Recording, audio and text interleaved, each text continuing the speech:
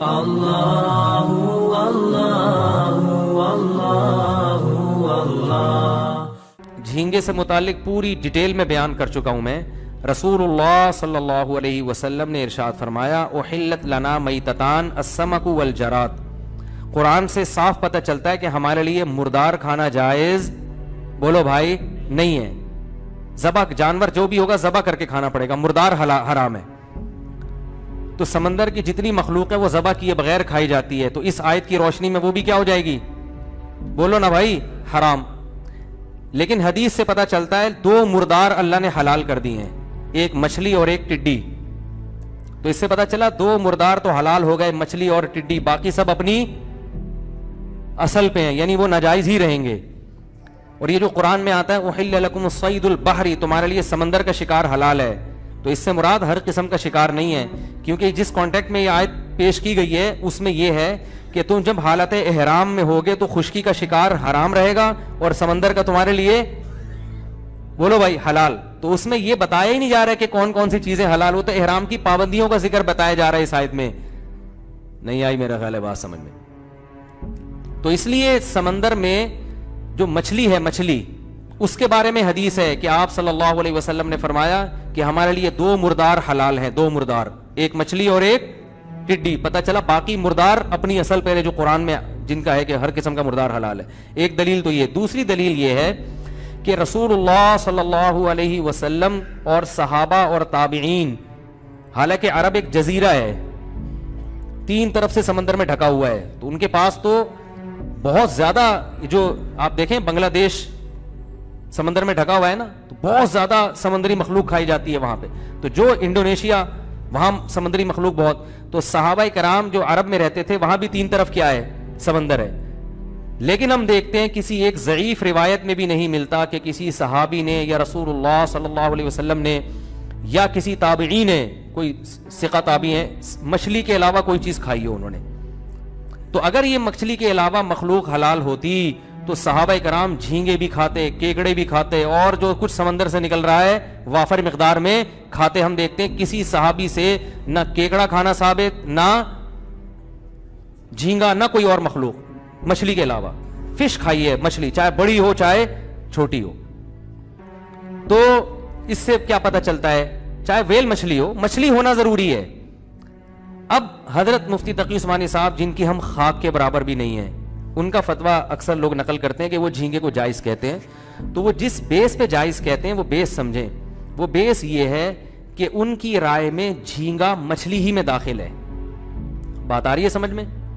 تو حضرت کی جو شان ہے ہم تو اس کی خاک کے برابر بھی نہیں ہیں، لیکن حضرت ہی کے لیول کے جو دوسرے علماء ہیں، جو حضرت مفتی رشید احمد صاحب تھے یا مولانا یوسف جہانگیر صاحب تھے، میں ان کا ذکر کروں گا۔ میں اپنی بات تو میں تو چھوٹا منہ، بڑی بات ہو جائے گی، ان بڑے علماء کے مقابلے میری کیا حیثیت۔ تو یہ جو دوسرے حضرات ہیں یہ کہتے ہیں کہ جھینگا کو مچھلی کی فہرست میں داخل کرنا، اس کا علمی تحقیق سے تعلق نہیں ہے، اس کا میڈیکل سائنس سے تعلق اور مشاہدے سے تعلق ہے، یعنی عرف سے تعلق ہوگا یا میڈیکل سائنس، جھینگا فش میں ہے یا نہیں ہے۔ تو میڈیکل سائنس یہ کہتی ہے کہ گدھے کو انسان کہہ دینا اتنا عقل سے بعید نہیں ہے جتنا میڈیکلی جھینگے کو مچھلی کہہ دینا۔ یہ میڈیکل سائنس کی روح سے بالکل عقل سے، یعنی ان کی روح سے بالکل بعید۔ وہ کہتے ہیں کہ گدھے کے پھر بھی بہت سے اعضاء انسان کے مشابہ ہیں، جبکہ جھینگا کسی بھی ایک بھی چیز میں مچھلی کے مشابہ نہیں ہے، سوائے اس کے کہ وہ بھی پانی میں یہ بھی پانی میں، اس کے علاوہ کوئی چیز جھینگے کی مچھلی سے نہیں ملتی۔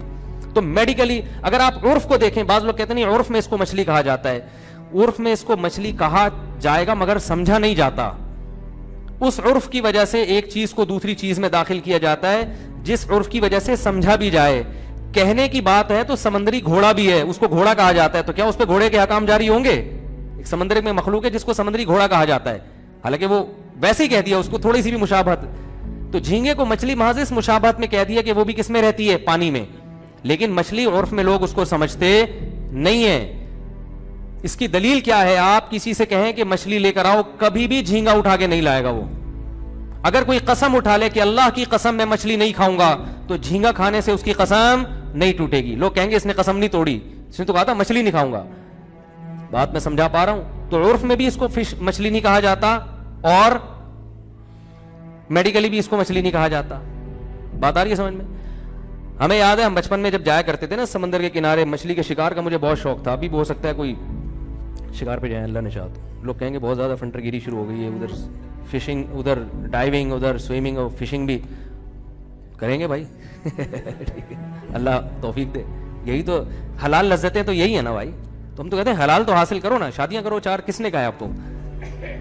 تو جائز چیز پہ اللہ نے پابندی کرو اپنی ذمہ داری پہ. فشنگ میں تو مزہ ہے, 4 میں وہ نہیں ہے, پٹو گے بھی, یہ بھی بتا دوں میں. تو حقوق بھی ہیں ان کے, برابری بھی ہے, سب چیزیں. خیر میں ابھی سوال کا موقع دوں گا آپ کو. دیکھو مجھے یاد ہے ہم جایا کرتے تھے نا بچپن میں سینڈ سپٹ پہ, ہاکس بے پہ, تو وہاں مچھیرے لانچنگ کے ذریعے مچھلیاں پکڑ کے لاتے تھے. تو بہت سی مچھلیاں ایسی ہوتی تھی جن کو مچھیرے کہتے تھے کہ یہ مچھلی نہیں ہے, اور وہ کراہت بھی آتی تھی ان کو دیکھنے میں. تو مچھیرے ان کو کہہ کے پھینکتے تھے یہ حرام مچھی ہے. کیا کہتے تھے؟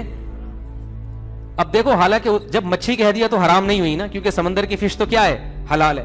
لیکن اصل میں ان کے پاس اس کے لیے کوئی لفظ ہی نہیں تھا, ان کے پاس کوئی ڈکشنری میں کوئی لفظ نہیں ملا, تو انہوں نے اس کا نام کیا دے دیا, حرام مچھی. حالانکہ انہوں کسی مفتی نے نہیں بتایا کہ مچھلی ہے یا نہیں ہے, یہ حلال ہے حرام. ان کو لگا کہ یہ مچھلی نہیں ہے, اور عجیب سی اس میں کراہت بو آ رہی ہے, عجیب سی چھپکلی جیسی اس کی شکل ہے. تو وہ خود ہی بغیر یعنی اس کے تحقیق کے, کیونکہ لغت کا اعتبار تو پھر ماہرین کا ہوگا نا, تو مچھیرے کسے مچھلی سمجھتے ہیں؟